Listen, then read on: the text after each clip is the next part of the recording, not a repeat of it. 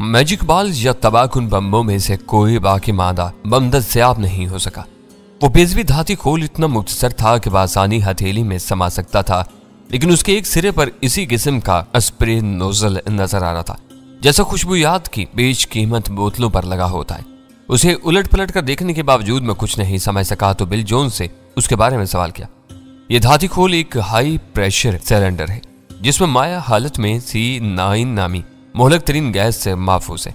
इस गैस की खफीफ तरीन मिकदार भी जिसमें दाखिल हो जाए तो निस्फ सेकंड की मुद्दत में इंसान शरियानों में खून जम जाने के सबब से हलाक हो जाता है।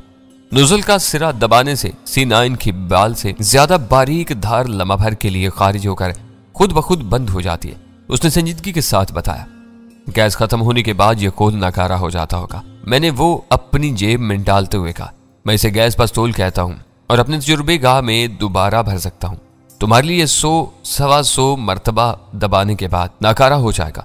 तुमने इसे अनाड़ीपन से इस्तेमाल किया तो खुद भी मर सकते हो। अपनी सोफे के सही इस्तेमाल का तरीका भी बता डालो। मैंने उससे कहा, यह गैस हवा के बाद असरात में बहुत तेजी के साथ तहलील होती है। इसका एक स्प्रे या फायर 6 फुट दूर तक असर करता है। एहतियात बस इतनी है कि इसे चलाने के बाद 15 सेकंड तक आदमी आगे ना बढ़े। पसपाई में कोई हर्ज नहीं है। 15 सेकंड बाद हवा में मिलकर यह गैस नाकारा हो जाती है। चाहे तुम इसे हम पर इस्तेमाल करना चाह रहे थे? सुल्तान शाह ने तन से पूछा। जंग में हर फरीक को अपना हथियार आजमा लेने का पूरा हक हासिल होता है, क्यों ना इस गैस पिस्तौल को तुम पर ही आजमाया जाए? सुल्तान शाह ने इस्तज़ाहिया अंदाज के साथ कहा। तुम मुझे इससे नहीं मार सकोगे, वो पूरे एतमाद के साथ बोला। हमारा दरमियानी फासला इस वक्त भी 6 फुट से ज्यादा है। इस खुले मैदान में मैं इसे हर वक्त बढ़ा सकता हूँ। मुझे बिल जोन्स की उस साफ कोई ने मुतासर किया कि उसने अपनी निजात के सारे दरवाजे बंद करने के बाद मुझे गैस पिस्तौल के बारे में धोखा देने की कोशिश नहीं की थी। अगर वो इसमें किसी नादर किस्म की खुशबू की मौजूदगी का फरेब देकर इसे सूंघने पर उकसाता तो उसका एक हरीफ कम हो सकता था। यह और बात होती कि मैं इसके रागिब करने के बावजूद उसके मशवरे पर अमल करने पर तैयार न होता। मैंने फैसला कर लिया कि उसकी मौत के अमल को सहल और मुख्तसर तरीन होना चाहिए ताकि वो तड़पने की कर्बनाक अज़ियत से बच सके। तुम्हें यह जानकर खुशी नहीं होगी, कल ब्रोनो अब दुनिया में नहीं है। मैंने कदर सकूत के बाद इंकशाफ किया तो हैरत और बेयकीनी से बिल जोन्स का मुंह खुल गया। मैंने अपनी बात जारी रखते हुए कहा, यह राज भी खुल चुका है कि तुम लोग काहोटा के खिलाफ डेविड स्टार के हिमा पर काम कर रहे हो। मैं ये जानना चाहता हूँ कि पाकिस्तान के खिलाफ डेविड स्टार के क्या आज़ाइम है और वह हमारे दुश्मन क्यों हो रहे हैं। दुश्मनी के असबाब ढके छुपे नहीं है। वह हर किस्म का नुकसान पहुंचाना चाहते हैं, लेकिन हमारा और उनका मौजूदा मुआहदा सिर्फ काहोटा तक है। बिल जोन्स ने अपनी जख्मी टांग का बोझ दूसरे पैर पर मुंतकिल करते हुए कहा, आने के बाद मुझे अंदाजा हो रहा है कि हमने एक मुश्किल सौदा मोल लिया है। पाकिस्तान की सरजमीन पर रहकर इस मुल्क के खिलाफ काम करना बच्चों का खेल नहीं है। हमारे मुआहदे में दरअसल डेविड स्टार का सिरे से जिक्र ही नहीं है। हमें न्यूयॉर्क के रास अल मेंडा नामी एक यहूदी ने मुआवजा अदा किया है। वो खुद भी सरगर्म डेविड स्टार है, इसलिए शायद डेविड स्टार का नाम निकल गया है। रास अल मेंडा का ख्याल था कि हम बहुत जल्द अपना हदफ हासिल कर लेंगे तो फिर वो हमसे कोई नया मुआहदा करेगा। बिल जोन्स की वो गुफ्तगू कदरे बेरब्त मगर मालूमात अफसा थी। उसकी रोशनी में रास अल मेंडा का एक नया नाम सामने आया था जिसे किसी मुनासिब वक्त पर निशाना बनाया जा सकता था। तुम्हारे वो दोस्त कौन है जो अल्बर्टो की गैर मौजूदगी में तुम्हारा साथ देने वाले थे? मैंने कथिया अनजान बनते हुए सवाल किया। पाकिस्तान में उनके क्या राब्ते हैं? जिमी लाइट, उसने बिला तामुल जवाब दिया। एक जमाने में वो पाकिस्तान में बहुत सरगर्म रहा है। उसका कोई नुमाइंदा मुझसे राब्ता करने वाला था, लेकिन अब तो इस किस्से को खत्म ही समझो। मकामी नुमाइंदे का नाम और ठिकाना? मैंने सर्द लहजे में सवाल किया। उसे छोड़ दो, वो दर्दमंदाना लहजे में बोला। मुझे मालूम है कि मेरे बाद तुम उसकी जिंदगी जहन्नुम बना दोगे। उसने अभी तक कुछ किया ही नहीं तो तुम उसका नाम और पता लेकर क्या करोगे? तुम्हारी मर्जी, मैंने बेपरवाही के साथ कहा। वैसे वीरा लाइट का नाम मेरी लिस्ट पर है। खुदा की पनाह, तुम बहुत दहशतनाक आदमी मालूम होते हो। मालूम होता है कि तुम मेरा इम्तिहान ले रहे हो। तुम्हारा इम्तिहान लिया जा चुका है, तुम इसमें पूरे उतरे हो, लेकिन हमारी मजबूरी है कि हम अपने शिकार को जख्मी करने के बाद जिंदा नहीं छोड़ते। जख्मी शिकार हमेशा पलटकर खतरनाक वार करता है जिसे झीलना आसान नहीं होता। हम इस खतरे का पेशगी सदबाब करने के आदी हैं। मुझे मालूम था कि यही होगा। वह सर्द और जज्बात से आ रही आवाज में बोला, ऐसे खेलों में मारने या मारे जाने के अलावा तीसरा रास्ता नहीं होता। मैंने तुम्हें पहले ही बता दिया है कि मैं मौत से नहीं डरता। मैं तुमसे जिंदगी की भीख नहीं मांगूंगा। तुम्हारे सामने खड़ा हूं, जो चाहते हो वो कर गुजरो। उसके अल्फाज और लबो लहजे में छुपे हुए हौसले ने मुझे अंदर से हिला कर रख दिया। अगर वो नौजवान अपने बाप की वजह से गलत रास्तों पर न चल पड़ा होता तो अपने मर्दानगी की बिना पर एक मिसाल बन सकता था। तुम भाग क्यों नहीं जाते? सुल्तान शाह ने उससे एक अजीब सा सवाल किया। भागते हुए मारे गए तो तुम्हें भी सुकून रहेगा कि तुमने आखिरी सांस तक खुद को बचाने की कोशिश की थी।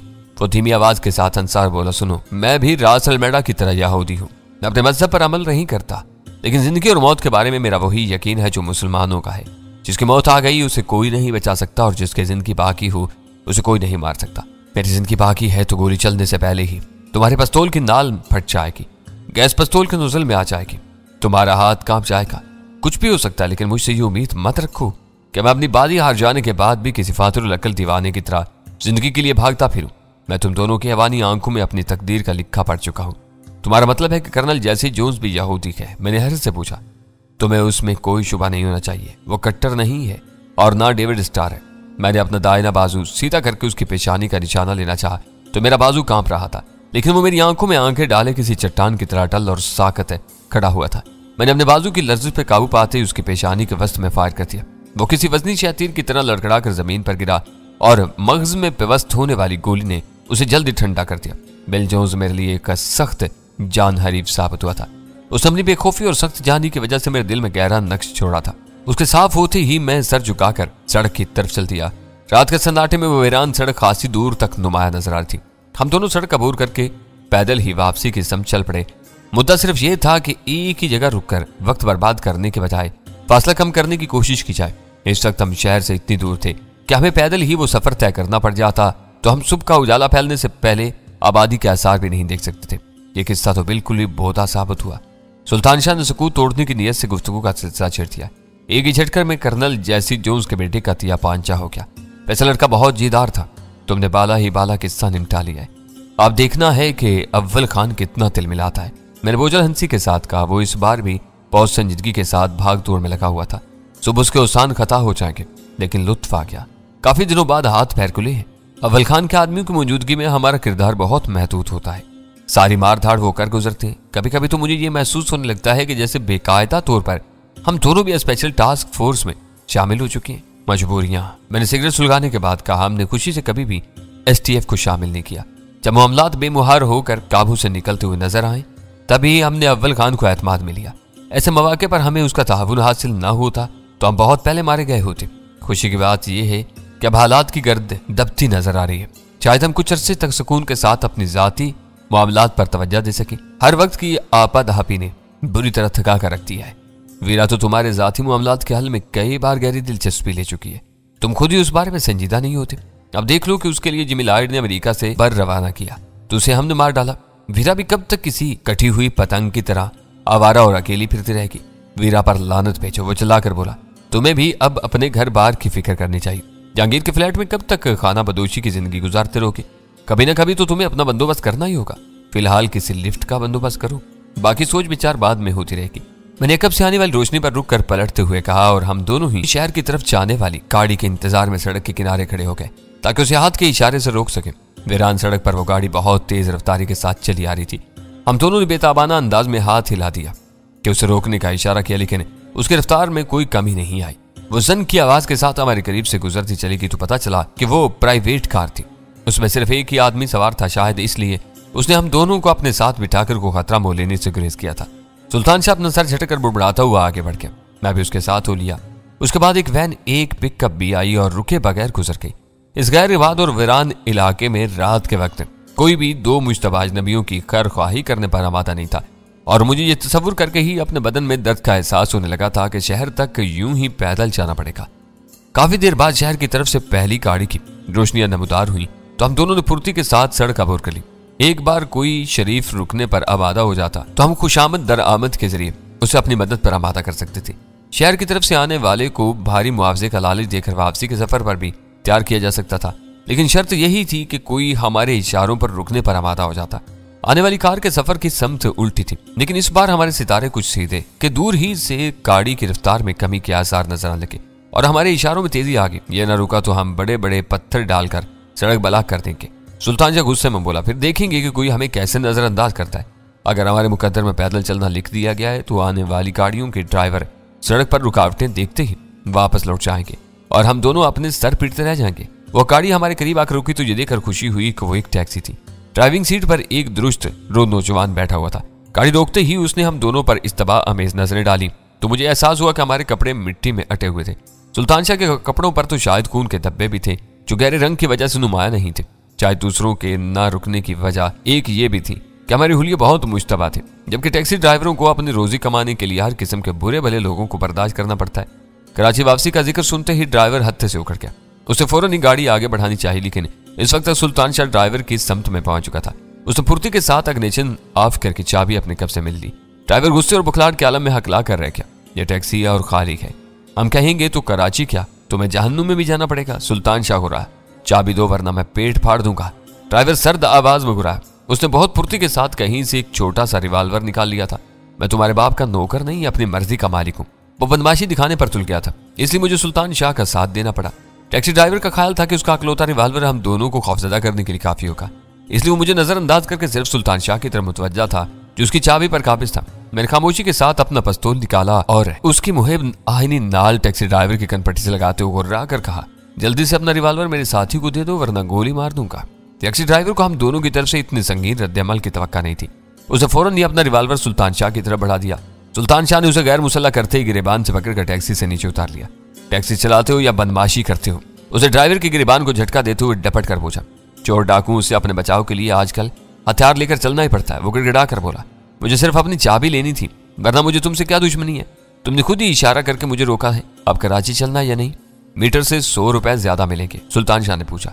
नहीं माई बाप, गांव में मेरी माँ बीमार है, आगे चलना है तो चलो, मैं तुमसे किराया नहीं लूंगा, लेकिन मैं किसी भी कीमत पर कराची वापस नहीं जाऊंगा। मेरी माँ बीमार है।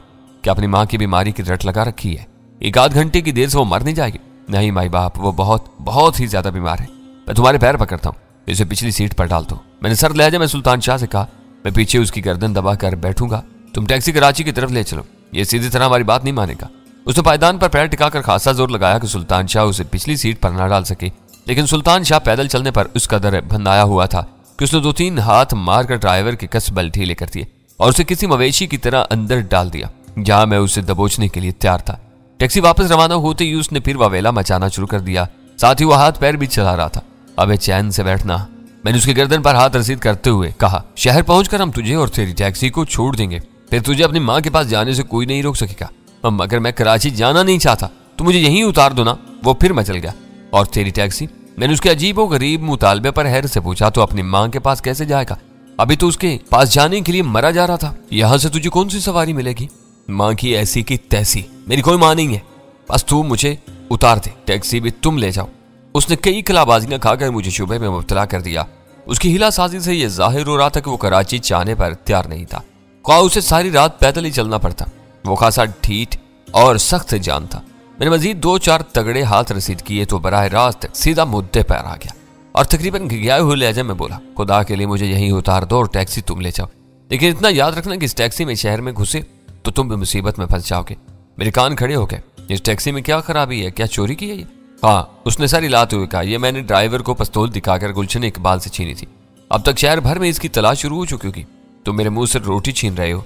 ये सिर्फ मेरे गांव में महफूज रह सकती है। तुम इसे छीन कर शहर ले गए, ये तुमसे भी छीन ली जाएगी। मुझे ये टैक्सी गांव ले जाने दो या फिर यहीं उतार दो। मैं गिरफ्तारी और पुलिस की मार धाड़ से बहुत डरता हूँ। सुल्तान शाह ने अचानक ब्रेक लगाकर टैक्सी को किनारे से रोक लिया और घुराते हुए बोला, फेंको उस साले को बाहर। बिला वजह चीख चीख कर हमारा दिमाग खराब कर रहा है, जैसे ये इसके बाप की टैक्सी। तो क्या तुम वाकई मुझे मेरी कमाई से महरूम करने का फैसला कर चुके हो? ड्राइवर ने रोहन सी आवाज में पूछा। तेरी कमाई? मैंने उसे क्या तुम्हारा? उतर जल्दी नीचे वरना अभी गोली मार दूंगा।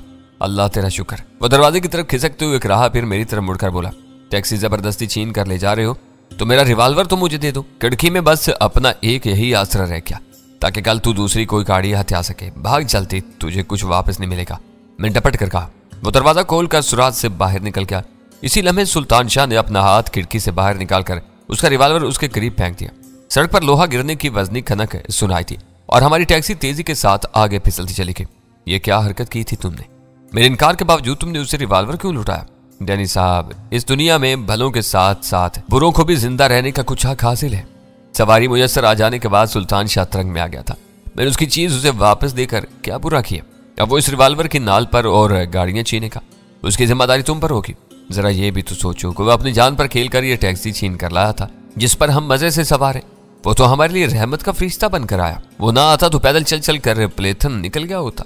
इतनी बड़ी खिदमत का इनाम देने के बजाय हम उसे रिवाल्वर से भी महरूम कर देते तो कैसा जुल्म होता। मेरे ख्याल है कि विल जोन्स ने पूरी कुव्वत से तुम्हारा सीना भींचकर इस बसियार गोई की पेश की सजा दी थी। मैंने गुस्से से कहा, जज़ा सजा और अमल दरामद के असूलों की बात करोगे तो फिर हर बात का जवाब ढूंढते ढूंढते पागल हो जाओगे। तुमने गलत हरकत की है तो गलत ही मान लो, उसके लिए जवाज और तावीलें पेश ना करो। वो डटाई से हंसने लगा। चलो मान लिया कि मैंने गलती की थी, लेकिन तुम्हें यह मानना पड़ेगा कि टैक्सी छीन कर लाने वाला बहुत बड़ा अदाकार था। उसने इतनी मजलूमियत के साथ अपनी माँ की बीमारी का जिक्र किया था कि मेरा दिल पसीजने लगा था। बाद में उसने अपनी माँ की ऐसी की तैसी भी कर डाली थी। मैंने तलखी के साथ कहा, वो टैक्सी छीन कर हम तक पहुंचाने में उसने बड़ी मेहनत की थी, अब वो हमें कोस रहा होगा। अगर उसकी बद्दुआ लग गई और पुलिस ने हमें इस छीनी हुई टैक्सी समेत रोक लिया तो हम क्या करेंगे? खामोशी से हवालात में चले जाएंगे। मैंने रुखाई के साथ कहा, अगर तुम्हारा यही इरादा है तो मुझे भी यहीं उतार दो। उसने टैक्सी की रफ्तार कम करते हुए कहा, पर ना कोई संजीदा हल सोचो, हम डकैती दर डकैती के मुर्तकिब हुए हैं और ये मसला बहुत संगीन है। पैदल चलते हुए तुम्हारी जुबान को ताला लग गया था, आप बहुत रवानी से बोल रहे हो। खुदा जब कार देता है तो रवानी भी आई जाती है। वो सुर के साथ गुनगुनाया और मैं बेसाख्ता हंस पड़ा। बिल्कुल भांड मालूम हो रहे हो, जुबान रोककर गाड़ी की रफ्तार बढ़ाओ। गजब खुदा का, हम 60 किलोमीटर की रफ्तार से 20 मिनट से ड्राइविंग कर रहे हैं और अभी तक शहर की मुजाफाती आबादियों की रोशनी तक नजर नहीं आई है। शायद हम जोश में शहर से बहुत दूर निकल गए थे। वो एक्सीलेटर पर अपने पांव का दबाव बढ़ाते हुए बड़बड़ाया, खुदा बिल जोन्स को घर करे, उसने तो हमें मरवा ही दिया था। गाड़ी इस वीरान सड़क पर तेजी के साथ फराटे भरती रही। वक्फे वक्फे से सुल्तान शाह की जुबान भी चलती रही। सड़क पर इंजन की मुसलसल और यकसां गूंज ने रात की तारीकी में कुछ ऐसा ख्वाब आवर आहंग इख्तियार कर लिया था कि सुल्तान शाह की आवाज उस तसलसल को मजरूह न करती रहती तो मेरे ऊपर गनुदगी तारी होने लगती। आबादी की रोशनियों की इब्तदाई आसार नजर आते ही अपनी निशिस्त पर संभल कर मैं बैठ गया और पुलिस से किसी मुतवक्का मुठभेड़ के इम्कानात पर गौर करने लगा। मेरी याददाश्त के मुताबिक हमारे रास्ते में पुलिस वालों की आखिरी चेक पोस्ट बनारस चौक से चंद सौ गज आगे पड़ती थी और वापसी में वही हमारी पहली चेक पोस्ट हो सकती थी।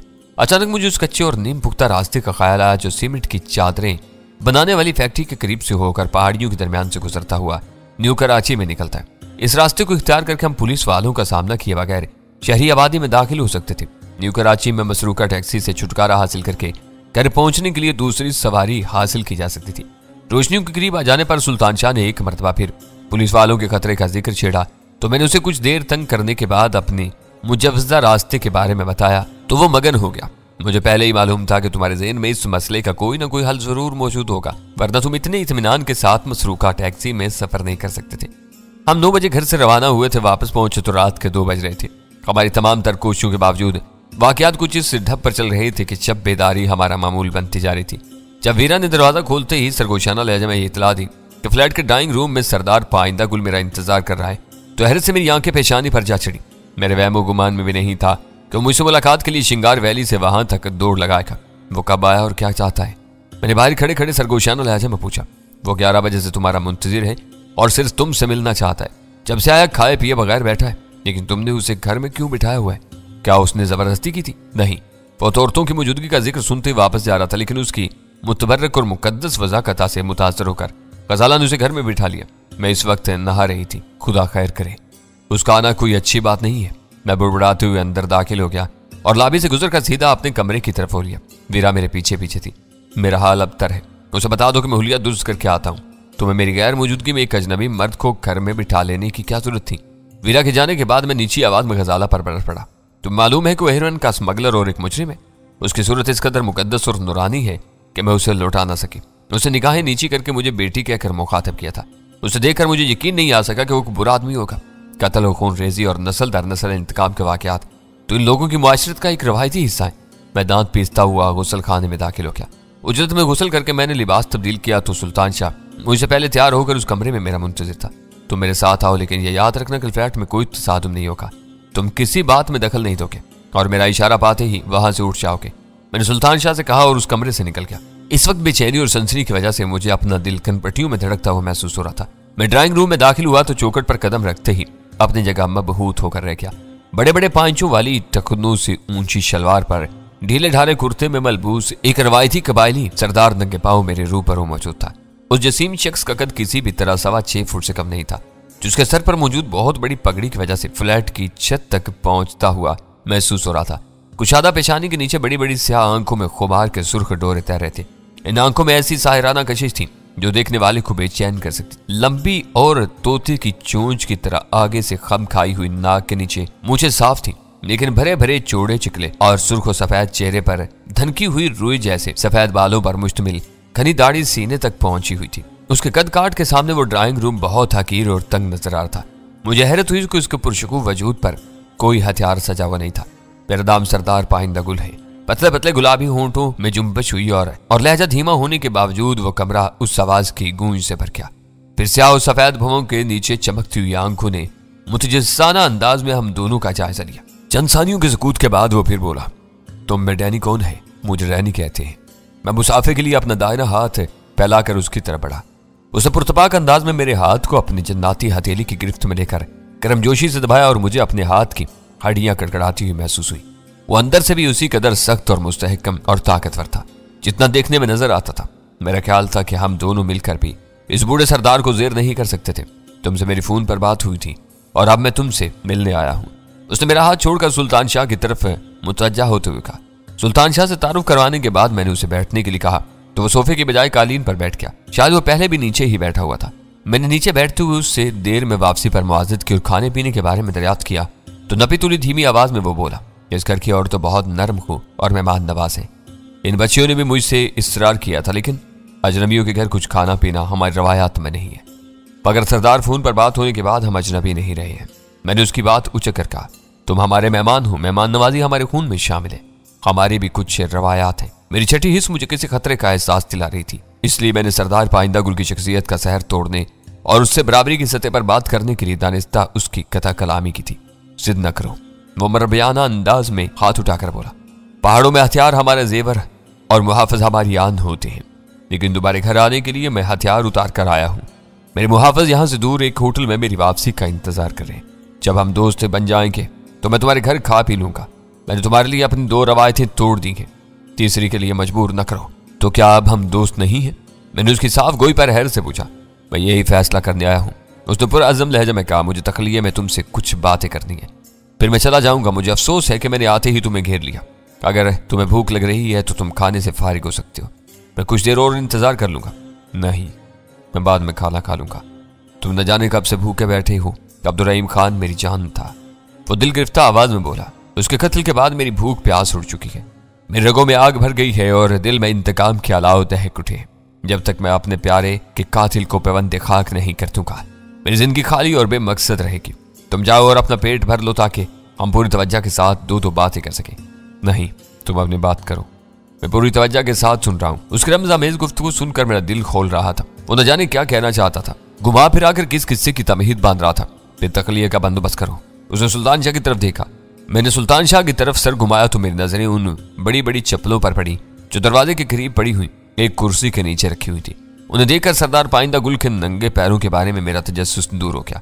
वो फर्श नशीनी का आदी था, इसलिए चप्पलें उतार कर बैठा था। सुल्तान शाह मेरी आंख का इशारा पाते ही वहां से उठकर चला गया। दरवाजा भी बंद कर दो। सरदार पाइंदा गुल की हालत अजीब होती जा रही थी। उसकी जरूरत नहीं, कोई इधर नहीं आएगा, तुम बेखौफ होकर बात कर सकते हो। लम्हा भर के लिए उसकी आंखें सुलग उठी और वह भड़क कर बोला, सरदार पाइंदा गुल ने किसी से खौफ नहीं खाया। वो उंगलियों से भींच कर अपने दुश्मन की खोपड़ियां चटका देता है, मगर वह अपनी रसवाई से डरता है। जब बंद दरवाजे की कहानी नगर नगर फैल सकती है तो खुले दरवाजों पर कौन एतबार कर सकता है।